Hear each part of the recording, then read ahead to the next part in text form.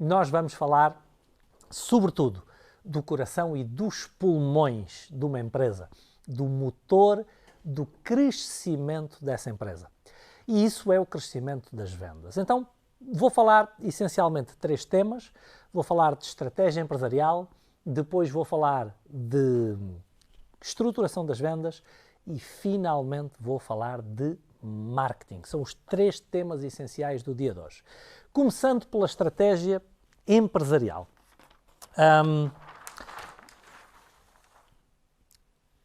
O que é estratégia empresarial e para que é que nós precisamos de uma estratégia? Ok? Então, nós precisamos de uma estratégia na nossa empresa para assegurar o crescimento da empresa, não é? Quando nós pretendemos um resultado, nós precisamos de fazer uma antevisão, precisamos de fazer um juízo daquilo que acreditamos serem as melhores escolhas que nós fazemos para, ou podemos fazer, para conseguir obter esse resultado. Neste caso, eu tenho um objetivo de crescimento de vendas, lucro e fluxo de caixa, eu tenho que me posicionar, tenho que tomar escolhas estratégicas, decisões estratégicas para servir um nicho de mercado, defendendo-me dos ataques da concorrência, garantindo uma diferenciação que assegure que esse nicho de mercado discrimina a meu favor. Então já abri aqui um pouco o jogo daquilo que eu vou explicar, mas a palavra de ordem na estratégia empresarial é a procura de uma vantagem competitiva. Até vou escrever aqui, de uma vantagem competitiva.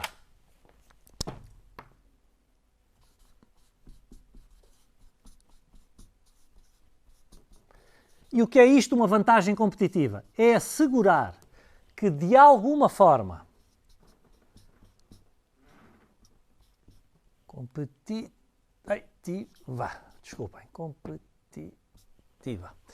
que de alguma forma as minhas decisões estratégicas, que as minhas decisões na empresa, que o meu modelo de negócio esteja organizado, estruturado, pensado de uma forma que me garanta algum tipo de vantagem face à concorrência. O que é que isso significa?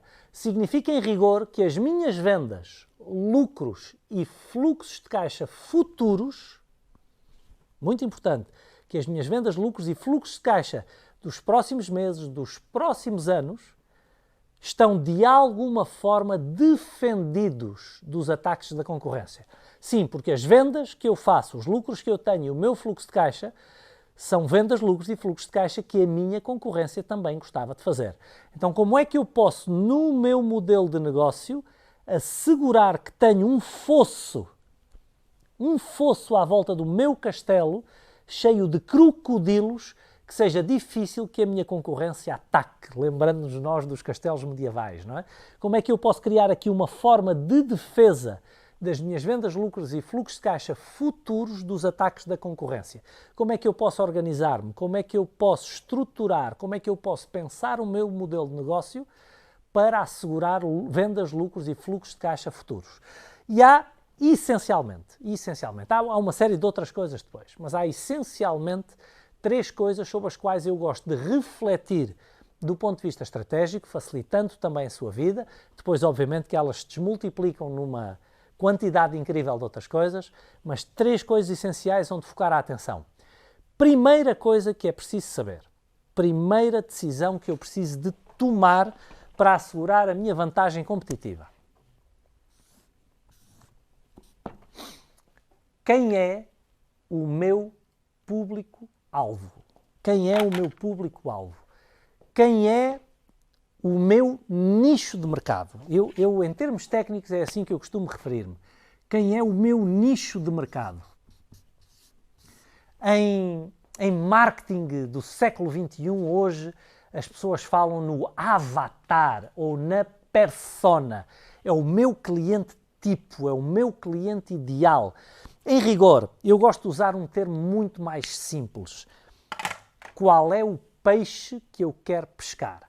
Do ponto de vista comercial no século XXI, eu acho que nós temos que ser muito mais pescadores e muito menos caçadores. Até ao século XX, A abordagem comercial, a abordagem de vendas da esmagadora maioria das empresas era uma abordagem de caça, era uma abordagem agressiva, era uma abordagem interruptiva, era uma abordagem em que nós perseguíamos os potenciais clientes. E como tudo aquilo que é perseguido, o cliente tendia a fugir. Então éramos nós a tentar encontrar condições para quase, entre aspas, armadilharmos o cliente e conseguirmos fazer uma venda. Essas são tradicionalmente as vendas do século XX. Nós estamos já avançados no século XXI. Hoje em dia, eu acredito que as vendas devem ser vendas de atração. Eu devo permitir que o cliente, no seu timing, quando estiver pronto a comprar, eu seja a opção que mais cota mental tem junto desse cliente. No momento em que ele está pronto a comprar, é de mim que se lembra. Então, a minha empresa, tem que se tornar como a mais atrativa para um determinado nicho de mercado. Isto é aquilo que nós procuramos fazer na pesca. Atrair o peixe para o lugar onde nós estamos para depois poder pescá-lo. O meu avô materno, que é provavelmente uma das maiores referências da minha vida, seguramente, não provavelmente, foi o único empresário que eu consigo rastrear na minha árvore genealógica, o único verdadeiro empresário, o único verdadeiro empreendedor que eu consigo rastrear na minha árvore genealógica, tinha, na sua reforma, na sua aposentadoria, criou o hábito de pescar. Ele gostava de estar sempre ocupado e gostava de ser sempre produtivo. A pesca era um hábito produtivo para ele. Porquê? Porque ele todos os dias pescava ao almoço. Então, já depois dos seus 70 anos, ele costumava vir aqui para a praia de Carcavelos, que é mesmo aqui onde eu tenho o escritório. É muito curioso, porque eu não vivia sequer nesta cidade, nesta altura, ou nessa altura, mas já nos anos, quando ele tinha 70 anos, portanto, nos anos 80, 70 e tal, vinha para a praia de Carcavelos todos os dias de manhã, vinha de madrugada e pescava o almoço. Segundo a minha avó dizia, ele era conhecido aqui na praia de Carcavelos pelo rei dos pregados. Os pregados eram um tipo de peixe que, aparentemente, com alguma frequência se pescava aqui. E, por alguma razão, o meu avô era o rei dos pregados. Significa o quê? Ele tinha um nicho de pregados. E de onde é que aparecia o nicho? Dependia, muito provavelmente, eu entendo muito pouco de pesca, mas da forma como ele se posicionava. Talvez dependesse um pouco da hora a que ele chegava, talvez dependesse um pouco do local onde ele se colocava, talvez dependesse bastante do isco que ele usava, talvez dependesse do tipo de anzol, talvez dependesse da linha, do tipo de cana e de carrete que ele usava. Seguramente que o mix de marketing, o marketing mix, o marketing estratégico, o mix estratégico que o meu avô escolhia para vir à pesca, servia melhor os pregados do que aquele dos outros pescadores. Então eles sabiam, eles reconheciam que o meu avô tinha o nicho dos pregados. Em empresas é exatamente isto. Qual é o nicho que eu quero servir? Ou seja, qual é o peixe que eu quero pescar? Porque todo o meu mix estratégico vão ser as escolhas que eu vou fazer até encontrar uma forma de ser o número 1 ou o número 2 para aquele cliente tipo, para aquele peixe, para aquele nicho. Então eu vou subnichar até eu ser o líder naquele nicho. Lembrem-se que é muito importante nos dias de hoje nós percebermos que estamos numa economia de nichos. Ou seja, as minhas vendas aumentam-se muito mais por eu aprofundar uma relação com o nicho. Eu pesco muito mais, se eu for o maior nos pregados, levo muito mais peixe para casa do que se eu tentar apanhar uma quantidade mais diversa de peixes e não sou fantástico para nenhum dos peixes. Então, no século XXI, aquilo que em estratégia empresarial está a funcionar é exatamente nós nicharmos, tornarmos especialistas num nicho e aprofundarmos a nossa relação com o nicho para sermos, entre aspas, donos do nicho. Então, o seu mix estratégico deve, de alguma forma, procurar servir melhor do que qualquer outro concorrente um determinado nicho específico. E nesse nicho desenvolver a tal vantagem competitiva. O lugar em que vai pescar, a hora a que vai pescar, o isco que vai usar, o anzol, o carrete, a cana, todas as suas escolhas vão depender do peixe que quer pescar. Em empresas é exatamente assim. Encontrar o nicho que eu quero servir, o nicho onde eu posso ser o número 1, onde eu tenho a capacidade para ser o número 1 ou o número 2, como nos ensinava Jack Welch. Se não somos o número 1 ou o número 2, não queremos estar nesse negócio. Então, onde pode ser o número 1 ou o número 2? Pode ser o número 1 da sua cidade, pode ser o número 1 ou o número 2 do seu bairro. Mas ser o número 1 ou o número 2 para aquele conjunto de clientes específico. Depois, o tal mix estratégico, a minha vantagem competitiva, deve fazer uma análise séria da minha concorrência.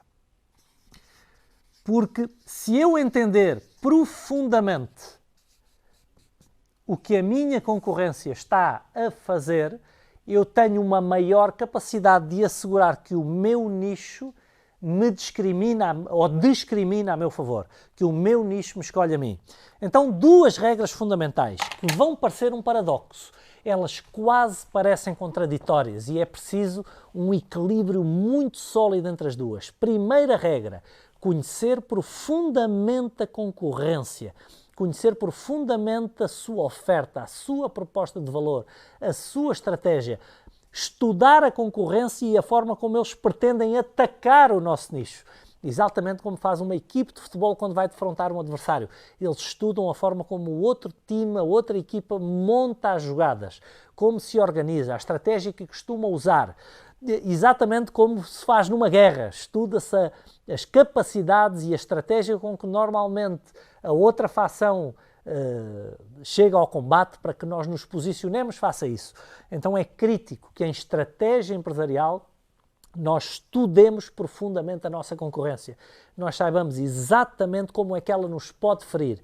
Nós sabemos exatamente como é que ela gosta de se posicionar no mercado.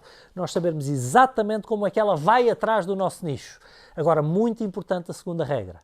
Não deixar que seja esta concorrência a gerir o nosso negócio. Porquê? Porque é um erro comum em estratégia empresarial. Não apenas nas pequenas e médias empresas, mas até nas grandes. Eu, por exemplo, na banca vejo isto acontecer a toda a hora. Nos bancos acontece a toda a hora, que é a empresa acaba por deixar que seja a concorrência a gerir o seu próprio negócio e deixa que a concorrência gire o seu próprio negócio. Porquê? Porque todas as suas decisões estratégicas são reações à decisão estratégica do outro lado. São quase que cópias daquilo que o outro lado está a fazer. Então, se eu me limito a reagir ao que a minha concorrência faz, é a concorrência que vai sempre na frente e eu não passo de um segundo player naquela linha de atividade. Então, escolhermos o nosso caminho, escolhermos a nossa estratégia é absolutamente crítico. Então, eu sei que o equilíbrio é difícil, mas nós temos que o conseguir encontrar. Por um lado, conhecê-los profundamente, saber profundamente o que eles fazem, como fazem e porque é que fazem. Conhecer profundamente a forma como eles podem agredir-nos. Por outro lado, não ser reativo em relação a isso. Ser antes responsivo. É dadas as escolhas que eles fazem, quais são as melhores escolhas que eu posso fazer. Responsivo é diferente de reativo. É quase que o oposto do reativo. Ser reativo é fruto do condicionamento. Se eles fazem zig, a gente faz zig, não é? O responsivo é muitas vezes até o contrário disso. Se eles fazem zig, a gente vai fazer zag. Ou fazer aquilo que eles menos esperam que eu faça. Tá? Então, concorrência é a segunda área onde eu vou tentar centrar-me. A terceira coisa que eu tenho que me preocupar é qual é a minha proposta de valor. Ou seja, qual é a minha oferta, o que é que eu vendo. E tentar que esta proposta de valor seja refinada a um ponto em que eu consigo defender-me da minha concorrência servindo melhor um determinado nicho. Então é na minha proposta de valor que eu vou procurar desenvolver a minha vantagem competitiva ou, dito de uma forma mais correta, que eu vou materializar a minha vantagem competitiva porque eu tenho que ponderar a concorrência e o nicho para essa mesma vantagem competitiva. Mas é na proposta de valor, é no desenho da proposta de valor, é no refinamento da proposta de valor que eu vou procurar materializar, consolidar, fechar a minha vantagem competitiva. Tradicionalmente, e como nos ensinava Michael Porter, o grande guru da estratégia empresarial, isso faz-se através de uma forma de diferenciação. Diferenciação. E o que é diferenciação? É eu procurar ser diferente daquilo que faz a minha concorrência em aspectos que o meu nicho de mercado valoriza. Muito importante, não é apenas ser diferente. Ser diferenciado é um passo muito à frente de ser diferente. Ser diferenciado implica que eu consiga ser diferente em aspectos que o meu mercado valoriza. E mais ainda, e este é um gancho muito importante do que eu vou dizer, eu conseguir ser diferenciado em coisas que o meu concorrente ou que a minha concorrência vai ter muita dificuldade em imitar. E aí eu consigo não apenas uma vantagem competitiva, mas consigo uma vantagem competitiva sustentável, ou seja, uma vantagem competitiva que seja difícil de replicar pela minha concorrência. Tudo o que seja facilmente replicável pela concorrência dá-me vantagens competitivas de muito curto prazo. Sim, é melhor eu ter uma vantagem competitiva de curto prazo, a concorrência imita-me e eu crio ou inovo outra coisa qualquer.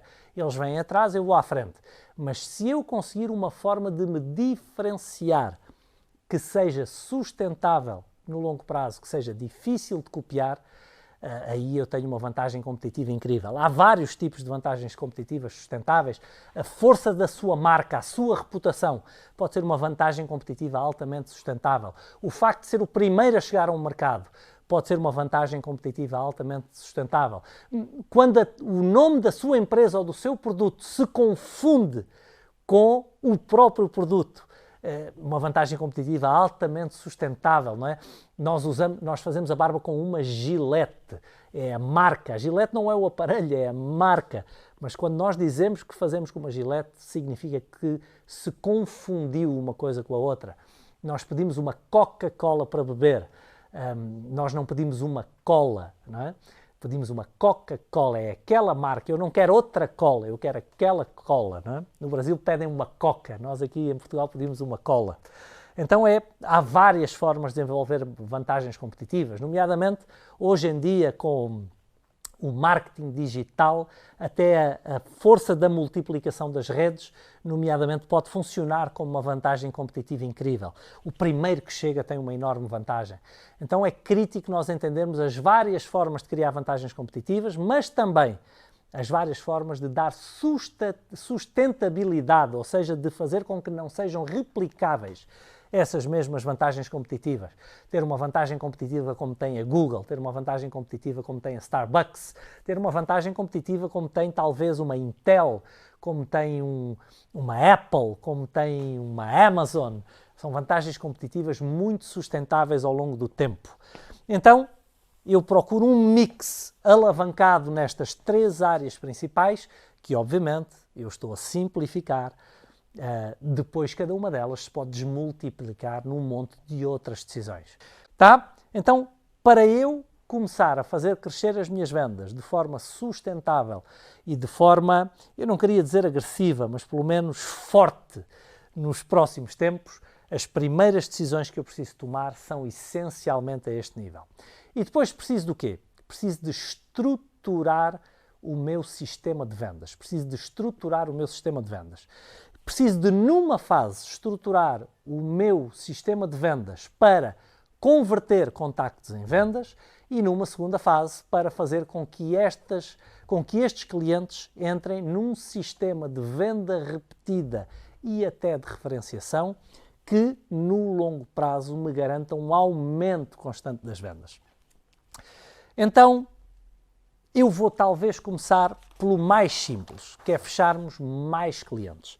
E eu costumo partilhar, e partilho várias vezes, aliás, é difícil eu falar do processo comercial sem falar desta ferramenta, porque é a ferramenta, de facto, que eu acredito que pode, ou que vai, não pode, vai, se vocês usarem, ter um impacto maior e mais imediato no crescimento das suas vendas. E é uma ferramenta que se usa um pouco por todo o mundo, não fui eu que a inventei, mas talvez seja, pelo menos em Portugal, a pessoa que mais fala dela. No Brasil vejo outras pessoas a falar dela e muito bem, e que eu chamo a ferramenta do funil de vendas. E que ferramenta é esta do funil de vendas? Se eu conseguir dividir uma tarefa em várias fases, dividir essas fases otimizando a minha capacidade em cada uma dessas fases, eu produzo a jusante um resultado muito superior àquilo que antes produzia. Por alguma razão, nós continuamos a temer, continuamos a resistir a implementar exatamente este princípio ao processo comercial. Pois a minha experiência de 25 anos de operador de processo comercial, de processo de vendas, diz-me que é a ferramenta que mais otimiza as vendas de qualquer vendedor e ou de qualquer empresa, é exatamente uma análise processual do processo de venda dessa empresa concretamente, para conseguirmos otimizar as várias fases até produzir um resultado superior no final. Então isto leva-nos à tal ferramenta do funil de vendas. E porquê é que nós lhe chamamos um funil? Porque nós sabemos que no processo comercial, em cada uma das fases do processo, eu vou perder uma percentagem dos meus prospectos e que a parte que de facto me compra, ou seja, o número de transações, ou, se eu quiser ainda ser mais rigoroso, o número de clientes que eu fecho, depende, talvez, do número de propostas que eu apresento, ou do número de propostas que eu negocio. Vamos colocar aqui número de transações, que depende do número de propostas que eu negocio, que depende do número de clientes cujas necessidades eu diagnostico, que depende do número de contactos que eu faço, que, por sua vez, talvez dependa do número de leads que eu fui capaz de gerar.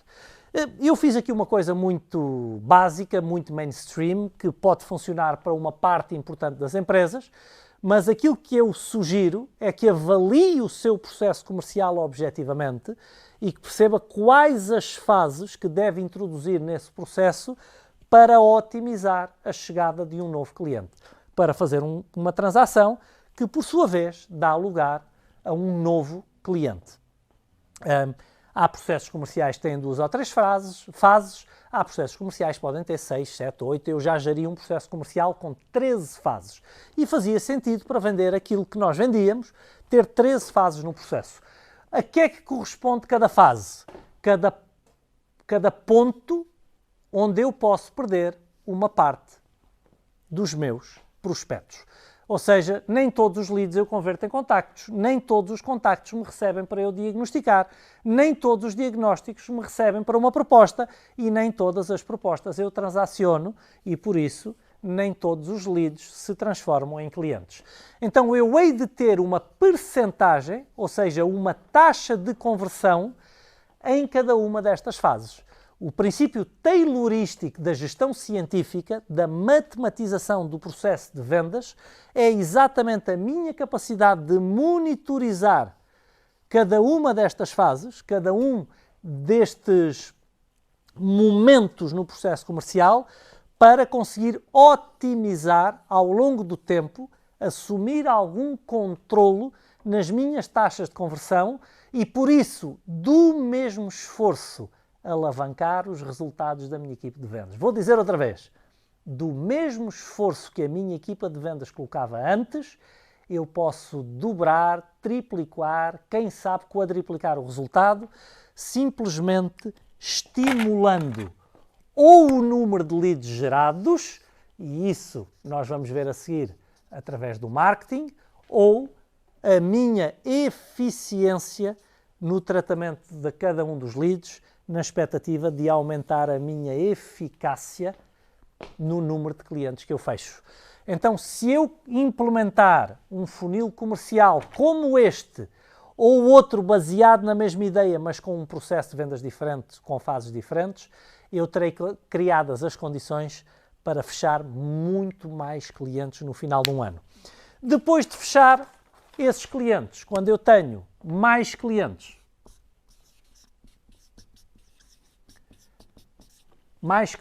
a minha preocupação passa a ser que cada um desses clientes transacione em média, um maior número de vezes, número médio de transações por cliente num determinado período, número médio de transações e que o valor médio de cada transação ao longo do tempo possa crescer também, o que significa que eu estou a encontrar mais e melhores formas de levar valor a esses clientes. Se vocês quiserem, a título de curiosidade, se eu multiplicar o meu número de clientes pelo número de transações, pelo valor médio de transação, eu apuro o meu volume de vendas. Então, o mérito destes sistemas é que a partir do momento em que eu começo a controlar estes indicadores, eu posso otimizar o seu resultado. E deixe-me adicionar aqui um bocadinho de drama. Eu não posso não adicionar drama, porque eu ando a tentar evangelizar o mundo empresarial há pelo menos 17 anos com estas ideias. E muita gente vai escutando estas ideias, mas pouquíssima gente está a implementá-las. Eu sinto-me como o Santo António do Padre António Vieira a pregar aos peixes. Pessoal, estas coisas resultam. Está provado que resultam desde 1911, pelo menos, quando o Frederick Taylor publicou os resultados dos seus estudos. Chama-se gestão científica. Eu disse-vos há pouco que a medição é a marca dos profissionais. Como é que 110 anos depois do Frederick Taylor ter descoberto isto, ter publicado obra a mostrar que isto resulta, de as grandes empresas se terem tornado grandes aplicando estes princípios, porquê nós nas PME continuamos a insistir a não tirar do nosso esforço o resultado que nós podíamos tirar? Eu vou dizer isto outra vez, porque isto é que é o crítico. Eu não estou a pedir mais esforço. Eu estou a pedir que vocês se certifiquem. O crescimento empresarial sustentável de uma empresa depende de eu saber o que estou a fazer e medir o meu progresso. Isto servem para eu comercialmente saber o que estou a fazer e medir o meu progresso. E a partir do momento em que eu sei o que estou a fazer e meço o meu progresso, eu posso estimular esse progresso. Eu posso estimular as minhas taxas de conversão. Eu posso estimular as minhas ferramentas táticas de atração de leads. E desta forma, eu posso criar um círculo virtuoso de vendas, um processo de vendas. Em rigor, é uma máquina de vendas, um círculo virtuoso, onde uma sucessão de coisas positivas se alimentam entre si, sendo que a última retroalimenta a primeira, para criar um efeito de bola de neve, que é o que nós queremos nas nossas vendas. É um círculo virtuoso que materializa um efeito de bola de neve. São mais vendas que trazem cada vez mais vendas no futuro, que é exatamente o que eu quero partilhar convosco. E mais ainda, eu quero que esta minha máquina de vendas seja alimentada por uma máquina de marketing. E vocês podem estar a perguntar, porquê que o Paulo está a usar o termo máquina? Porque eu quero que tudo isto seja o mais sistematizado que eu puder fazer que seja. Ou seja, eu quero que estas coisas dependam dos sistemas que estão implementados na empresa, dos processos que estão implementados na empresa, do treino que eu dou à minha equipa, das reuniões de controle e monitorização que eu faço com elas e da avaliação dos meus colaboradores ou funcionários. Então, é a tal estrutura que eu crio, a tal estrutura que faz com que isto deixe. Eu não queria dizer que deixe de depender das pessoas, porque nunca vai deixar de depender das pessoas, mas que dilua um pouco da importância, da arbitrariedade da vontade de cada um dos meus vendedores ou comerciais e que passe a depender muito mais da estrutura do sistema que nós temos introduzido na empresa e que este sim é operado pelos comerciais, mas que se torna mais fácil para eles agirem desta forma do que agirem sem esta forma. Torna-se mais fácil para eles terem performance usando o nosso sistema do que não usando o sistema. Então eu quero criar uma máquina de vendas. Uma máquina de vendas. Um sistema, um processo, um mapa que cria um efeito de bola de neve ao longo do tempo. E agora o que eu vos vou mostrar é que eu vou criar essa máquina de vendas, mas vou alimentá-la com uma máquina de marketing, tá? Ou seja, não é apenas uma máquina de vendas, é uma máquina de vendas que é alimentada por outra máquina de marketing. imaginem duas rodas dentadas cuja movimentação depende uma da outra, mas que, à medida que se vão movimentando, vão sendo cada vez maiores, cada vez mais saudáveis, cada vez mais sustentáveis e tendo maior dimensão ao longo do tempo. Então, a minha máquina de vendas, a minha roda das vendas, que é esta que eu desenhei, é uma roda dentada, eu desenho muito mal, desculpem, eu não sou capaz de fazer muito melhor do que isto, mas esta roda dentada das vendas é uma roda que se inicia quando o meu marketing me gera um contacto. Quando a minha comunicação empresarial, seja ela qual for, mesmo que eu não tenha marketing, às vezes é um vendedor meu aí bater uma porta e a tentar fazer a venda. Mas quando se gera um contacto comercial, quando eu gero um contacto, inicia-se a minha máquina de vendas.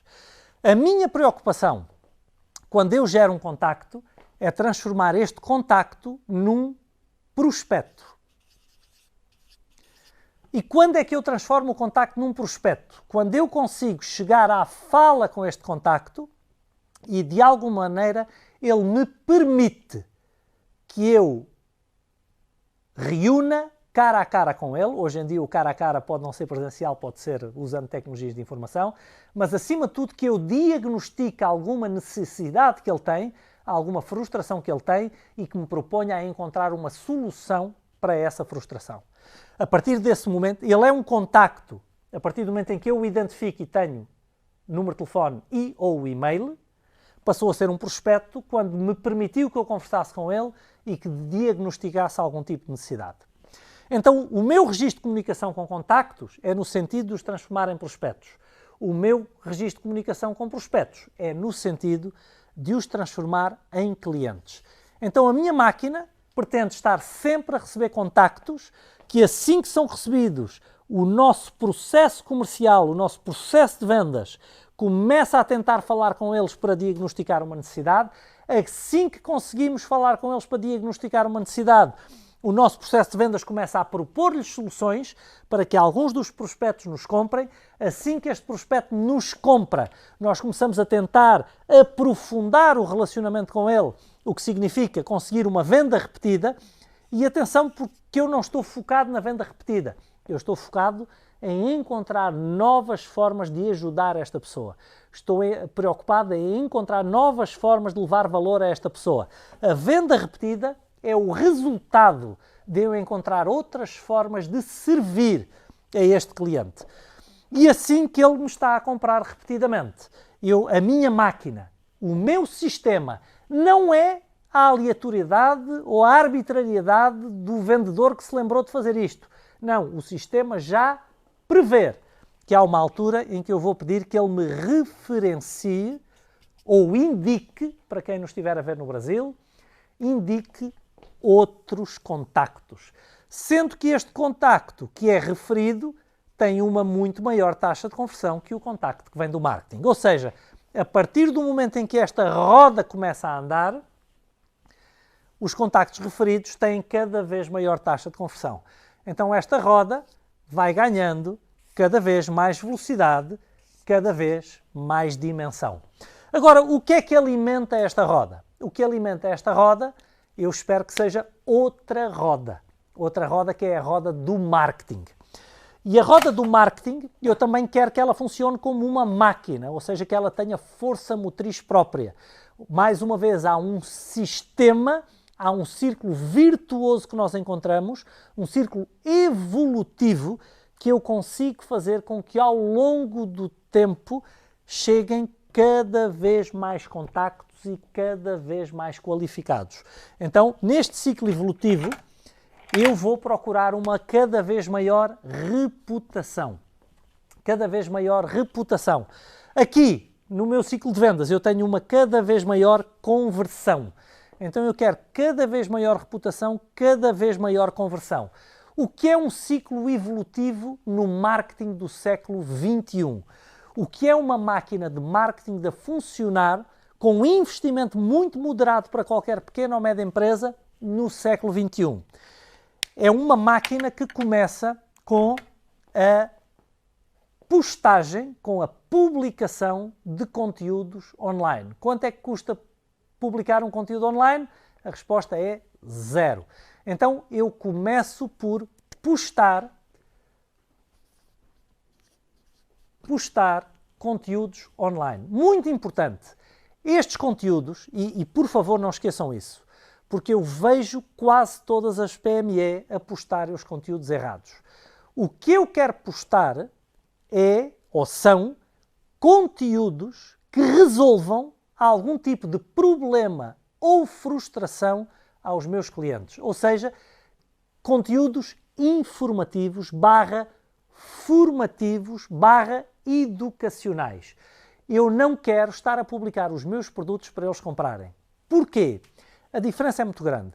Se eu estiver a ensiná-los a resolver algum tipo de problema, eu crio seguidores, ou seja, eu atraio o meu peixe para mim. Se eu estiver a mostrar-lhes o que eu tenho para vender, eu estou a ser um caçador e eu estou a afastar a caça. Então, com os conteúdos, com a postagem de conteúdos, eu quero apenas atrair o peixe para mim, atrair o meu nicho de mercado, mas levar-lhes valor real de resolução de algum tipo de frustração que eles tenham. O meu cliente que segue os meus conteúdos tem que gostar de os seguir, tem que vir à procura de valor e saber que eu não lhe vou cobrar nada por isso. Post de conteúdos. Valor real. Não é empurrar os produtos que eu tenho para vender, não é empurrar os serviços que eu tenho para vender. Depois de postar os meus conteúdos, os conteúdos que eu percebo que têm uma melhor receptividade por parte do meu nicho de mercado, eu vou impulsionar. O que é que isto significa? Significa que eu vou aqui sim começar a investir para levar estes conteúdos a aparecer a outros clientes com características semelhantes aos meus. Ou seja, eu entro nos motores de busca, eu entro nas plataformas das redes sociais onde eu estou a aparecer e em quais, Paulo? A resposta é em todas onde os meus clientes puderem estar, em todas onde o meu nicho de mercado puder estar e começo a fazer aparecer a perfis parecidos com os das pessoas que me seguem, esses conteúdos também, para atrair mais pessoas para o lugar onde eu mais à frente posso tentar vender-lhes alguma coisa. Depois de impulsionar conteúdos, eu quero recolher testemunhos. E o que é isto de recolher testemunhos? São pessoas que de alguma maneira estão a usar o que eu ensino e a ter resultados, a testemunhar que estão a ter resultados. Porquê? Porque o testemunho vai reforçar a minha reputação e vai mostrar ao meu nicho de mercado que aquilo que eu vendo de facto funciona, que aquilo que eu vendo é de facto valor real, mensurável, inquestionável para o meu nicho de mercado, para a pessoa que me compra. E estes testemunhos a seguir seguem-se de uma recolha de contactos. Muito importante é que esta recolha de contactos é uma recolha de contacto perfeitamente voluntária. Eu não vou atrás dos contactos, eles vêm ter comigo. Ou seja, eu torno-me atrativo com um bom anzol e um bom isco e a pessoa vem e oferece-me o seu contacto. Em troca, obviamente, de um conteúdo extremamente valioso. Em troca, obviamente, de uma oferta mais ou menos irrecusável. Então é a pessoa que me voluntaria o seu contacto. Ela gosta do que eu faço, ela eventualmente até já testemunhou a favor disso e um dia voluntariamente passa-me o seu contacto. Porquê? Porque é com este contacto que eu vou alimentar a minha roda comercial. Então reparem, se eu ponho estes dois círculos virtuosos em funcionamento, se um alimenta o outro como duas rodas dentadas, e se eles cada vez ganham mais velocidade, ou seja, alavancagem, eu consigo fazer com que as minhas vendas tenham um efeito de bola de neve. Em rigor, eu consigo fazer com que as minhas vendas, no longo prazo, tenham um crescimento verdadeiramente exponencial. Agora, muito importante que vocês prestem atenção a esta linha que eu aqui acabei de desenhar.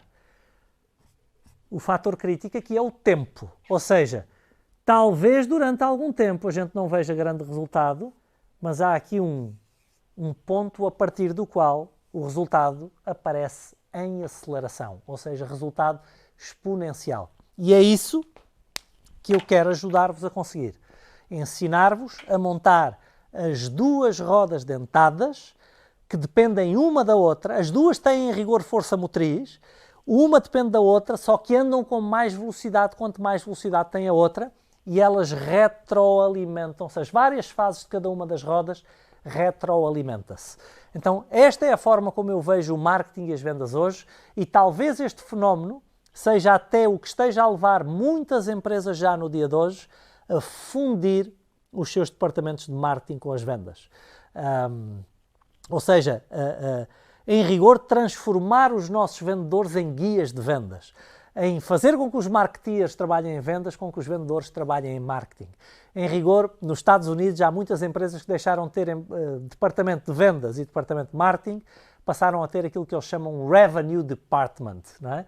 Revenue Department. A tradução para português seria qualquer coisa como um departamento comercial.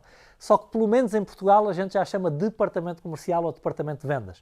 Penso que no Brasil usam mais o termo departamento de vendas. Nós passámos a usar departamento comercial em Portugal.